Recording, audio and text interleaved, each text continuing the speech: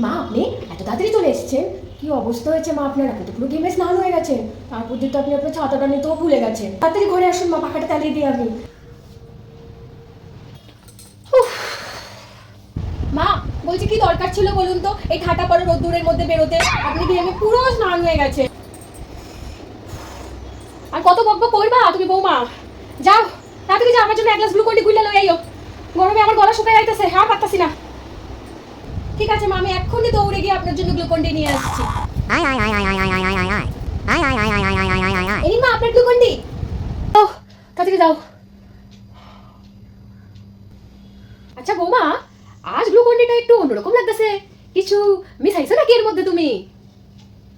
না না, আমি কিচ্ছু মিশাইনি মা। স্বাদটা কেন অন্যরকম লাগবে? আমি তো গ্লুকন ডির কৌটো থেকে গ্লুকন ডিটা নিয়েছি মা। যাও তো তাড়াতাড়ি গ্লুকন ডির কৌটোটা একটু লই আইও, আমি একটু দেখি। মা মা, এই নিন গ্লুকন ডির কৌটো। হ্যাঁ দাও।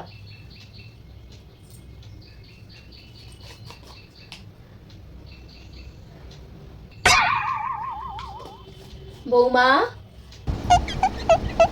এটাকে তুমি গ্লুকন ডি মনে করছো? কেন কেন মা, কি হয়েছে? আরে হাদি বৌমা আমার, গ্লুকন ডির বদলে তুমি আমার খাবারে সোডা খাওয়াইয়া দিছো। এবার কি হইব আমার? তুমি তো খাবারে সোডা খাওয়াইছি। কি হইব আমার? কি হলো? কি হলো শাশুড়ি মা? কি হলো শাশুড়ি মা?